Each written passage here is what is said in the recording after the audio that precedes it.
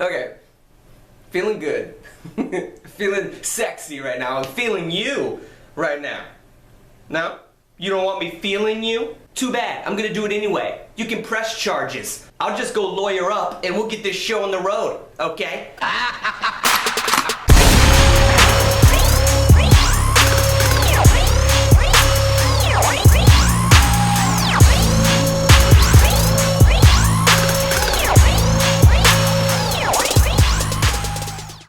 What's up, guys? Welcome back to Thugged Out Thursday, your TLG weekly commentary. The gameplay in the background is of Advanced Warfare, and I had a fan of Thug Life Gaming recently challenge me, and he said, you know what, Matt, I want you to get some gameplay footage where you start the match off with nothing but a knife, and you work your way towards picking up some weapons. And I said, you know what? Challenge accepted. But before we get into today's subject, quick shout out to our Thug of the Week. His gamer tag is Shadowfalls. Now you can catch him commenting on some of the YouTube videos, but this is just a very positive individual. He promotes a sense of happiness. He's been through some struggles in his life, but instead of looking at it as a negative, he turns it into a positive by using it to help people get through their struggles, which I think is awesome because it's always nice to have someone to relate to. So congratulations, man. You definitely deserve a shout out. Now, if you yourself want to get the Thug of the Week, or perhaps nominate one of your friends, all you have to do is fill out the form on the contact page of thuglifegaming.com, letting me know what makes you a thug. Now, the subject for today's video really came about because I recently watched a documentary on Netflix called Atari Game Over. And in this documentary, they discuss a little bit about the history behind Atari, the 2600 console, and the ET video game. But the main purpose of the documentary is to debug the myth that Atari buried loads of the ET cartridges in a desert of Alamogordo, New Mexico. But if you haven't heard of this urban myth, or if you just want to know a little bit more about it, that's why I'm here, baby. Alright, we're gonna get into it, and what I want to focus on is I want to basically write off the idea that ET, the Extra-Terrestrial, is the worst video game of all time, because it's not. Alright, and if you think that it is, obviously, my friend, you have not played Shaq Fu. Okay, let's have a little moment of silence here for Shaquille O'Neal.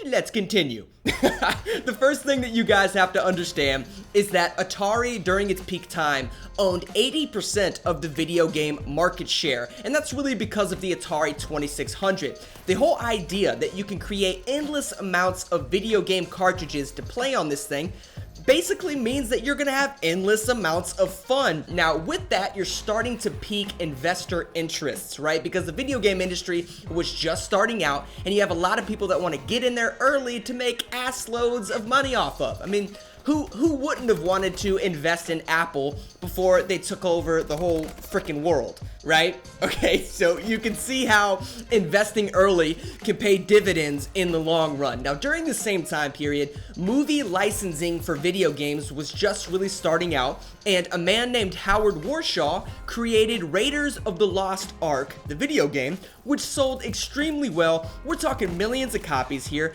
and it was a great example of how movie licensing can work. So with that being said, you know, the holiday season was just getting ready to, you know, roll around, and there's this director by the name of Steven Spielberg. You might have heard of him. He's kind of cool. And he was getting ready to create this movie called ET, the Extra-Terrestrial. Now, because Raiders of the Lost Ark was so successful, you know, investors saw an opportunity to make millions of dollars. So they created this very stupid $20 million deal to get E.T. the video game out by Christmas. And who better to do it than Howard Warshaw, the guy that made Raiders of the Lost Ark successful. But here's the thing, okay? Ray Kazar, the CEO of Atari at the time, calls up Howard Warshaw and he's like, hey, brah, I got a mission for you, brah. And Howard, being the goon that he is, he's like, brah, I can do anything. Why don't you tell me this mission, brah? And Ray Kazar tells him that he has to create E.T. the video game in 5 weeks. Now, I'm gonna let this sink in here for a second because you guys gotta understand, during those times, the average time it took to create a video game was 5 to 6 months. and now he had to do it in 5 weeks. What? Are you kidding me? That's like starting your school semester and your teacher's like, hey, by the way, your senior research paper is due tomorrow. What? No! I'm dropping this class right now. This cute chick might be sitting next to me, but I'm still dropping this class. So, long story short, Howard Warshaw creates the game, but he says that he has one condition that must be met in order for him to hand the game over, and that is that Steven Spielberg himself must approve of the game. And guess what? He did. So technically, we can just blame all this shit on Steven Spielberg for just being a fanboy of his own damn title. But Steven Spielberg approves of it, and they put it out to market. Now, ET itself actually sold really well for the holidays, and that's not really the reason why Atari took a big blow in their wallets, because it sold a lot of copies during the holiday season. The thing that really punished them was after it sold so well for the holidays, they ended up creating millions and millions, up to like, it's rumored like 5-6 million cartridges of this game were created because they were expecting that many sales. And guess what?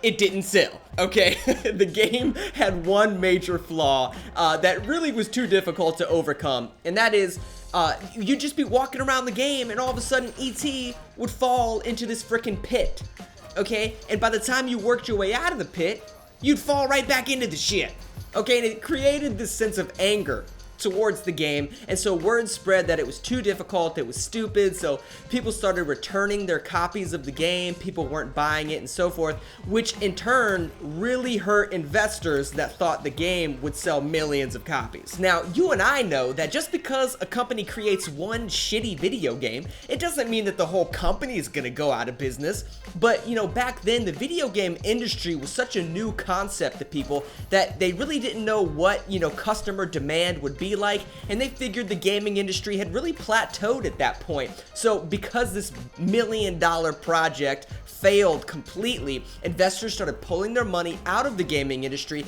which ultimately led to budget cuts, and the number of employees in Atari basically got cut into a fourth of what they originally were. And when something that tragic happens to your company or your brand, it's really hard to get back on your horse and to stay positive. So a lot of people in the company started leaving because they figured it was gonna fail, and that in and of itself ultimately led to the demise of Atari. Now, I don't want to give away the ending of this documentary because I think you guys are gonna freaking love it, but with Atari going out of business, there's a lot of stock and inventory that they kind of had to get rid of, and there's only a few ways to do that, so I hope you guys check it out and have a lot of fun watching it. But looking back on all the information that was displayed in this documentary, there's 3 things that I very much learned from it. The first of which is how stupid it is to rush a video game to market, because whatever your final product is ultimately what's going to determine the reputation of your company. The second thing is how important game testers are. Okay, if there would have been more people testing out ET, it wouldn't have been launched like that.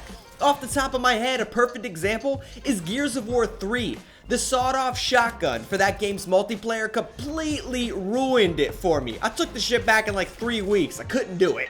Alright? I love Gears of War, but I couldn't handle it. Now, the third thing that I wanted to point out is that I personally think that Howard Warshaw is a pioneer of the video game industry. He's only credited with creating ET, the worst game of all time, but people tend to forget his other accomplishments. He also created the top-selling 2600 video game of all time, which was Yar's Revenge. It also was the first game to have somewhat of a backstory. He essentially created the very first campaign, which revolutionized the gaming industry. It sounds corny, but without that, we probably wouldn't have some of the games that we have today, or at least it would have took a little bit longer to get to them. So I hope you guys can see why I thought this subject was important to talk about. But hey, thank you for tuning in and listening to my gibberish, okay?